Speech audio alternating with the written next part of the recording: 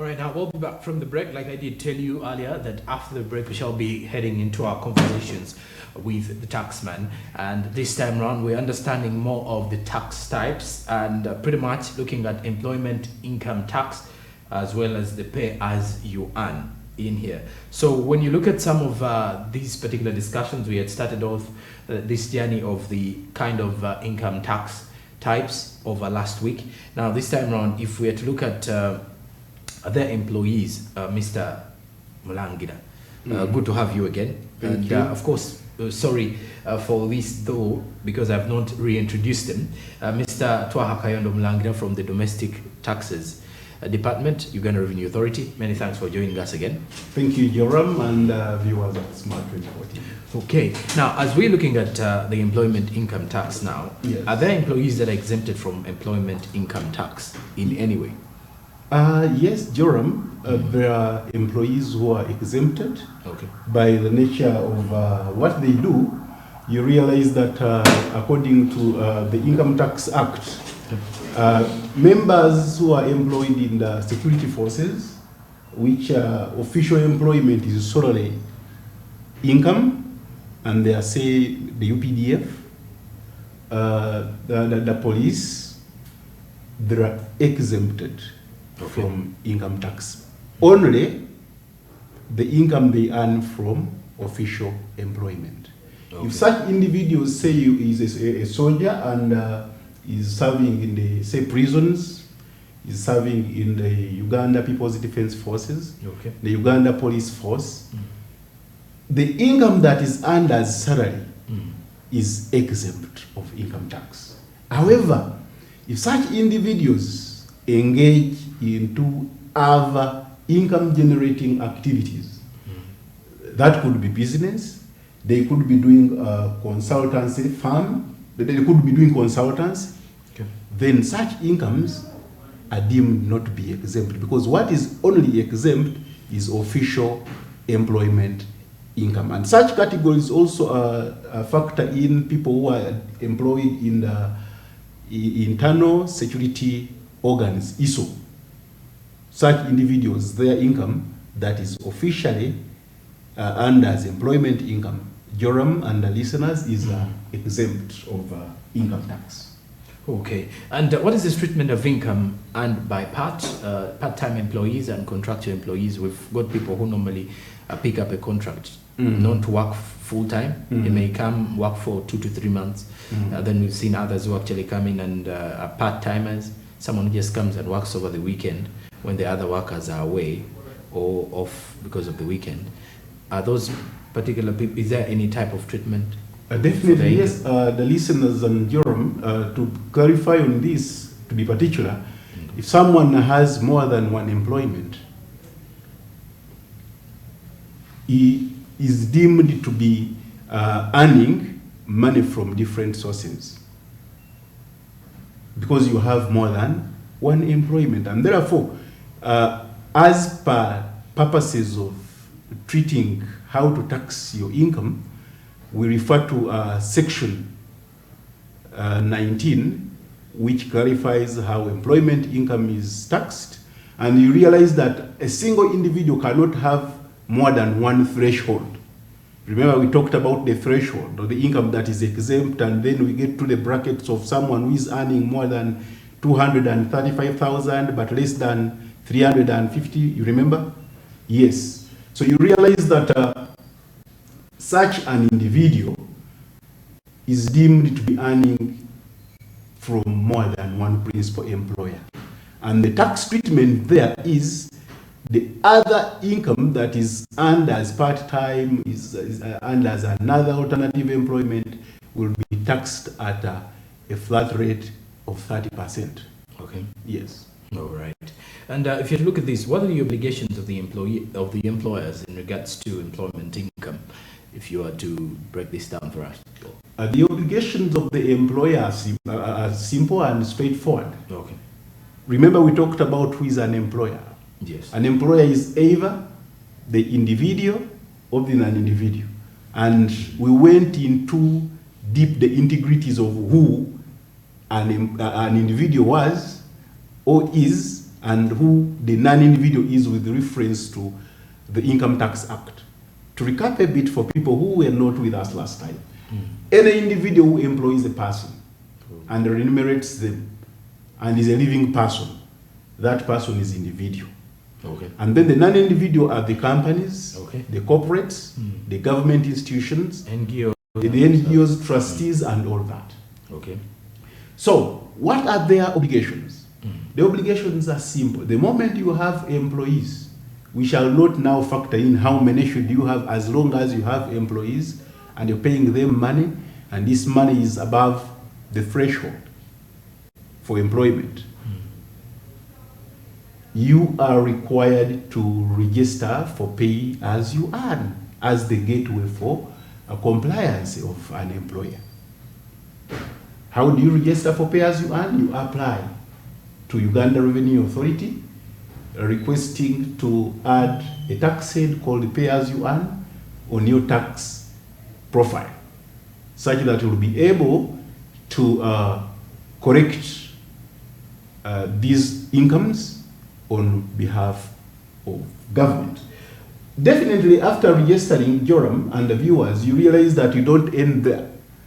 You're obliged to withhold the income on the employees you're paying. You become a registered withholding agent for pay purposes. And you're required to withhold whenever you are paying these employees. When you don't withhold, the burden lies on to you. Because URA, the law requires, the law mandates URA to task you, provide accountability for the employees you have, and you give them salaries. Meaning, if you have not withheld this month, for us as URA, we shall task you to pay that money that you should have withheld. And then you find ways of either discussing with your employees to see how best you can recover it from them. But for us, the law requires you to pay that money. Okay. Of course, after filing, after withholding, you're required to file the return and remit this money to URA. Remember, this money is not your money. You've corrected it on behalf of URA from the employees. Okay. Because it is their money as gross. Remember, we talked about the contract? Yes, we did. And we talked about what is deemed or termed to be gross income. Yeah. So gross income constitutes the tax portion, which means that it is paid by the employee. You're simply a collecting agent, and therefore you're required to correct and submit this money to Uganda Revenue Authority by the due date. And what is the due date here? We are saying every 15th of the month, following the month within which these amounts have been withheld, becomes the due date. JORAM and listeners, for example, today is the 15th of December. All employers have the obligation to file and pay the amounts collected from pay as you earn from all their employees, not exceeding midnight. Today is midnight. Today is the due date. Okay. Because by midnight, it will be a different story. So the clock is now ticking. We are tick-tock, tick-tock, tick-tock. So what I can tell the listeners and those ones who are employing people, let them not be caught off guard. Because the taxman is a very good person. Warn you and tell you, please, it's the due date, send you messages, but then when the time comes and the law sets in, the penalties will come in. So they are required to file and go to the bank and pay these amounts, not exceeding midnight. Okay. That is another obligation. All right. And then, definitely, we talked about the obligations of a compliance taxpayer. They also factor in to the employers because they are also taxpayers. They are required to keep proper records proper records for accounting purposes.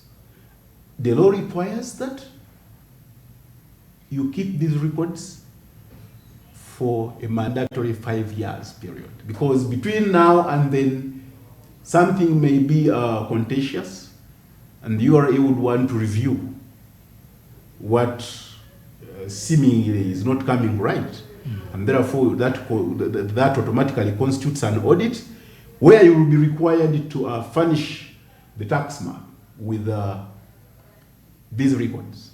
So we are saying they should be in position to keep these records for a minimum of 5 years. Okay. Yes.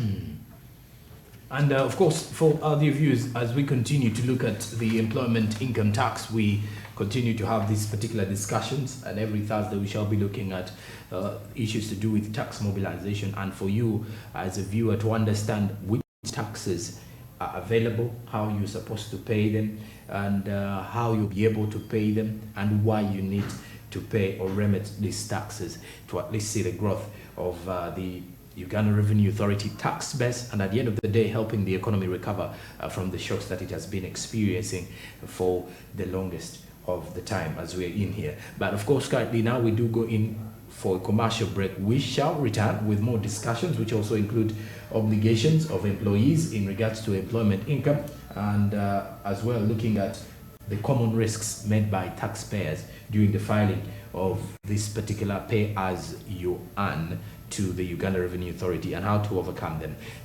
Quickly stick around here as we return after the break.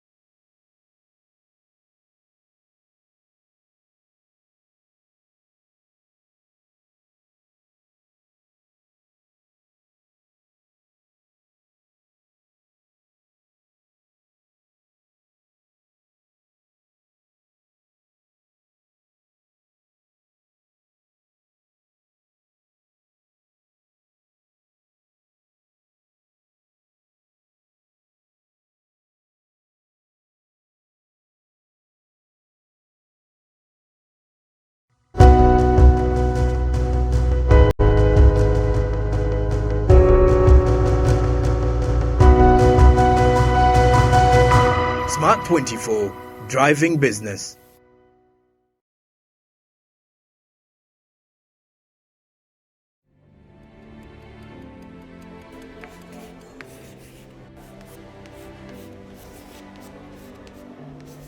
This is Jordan.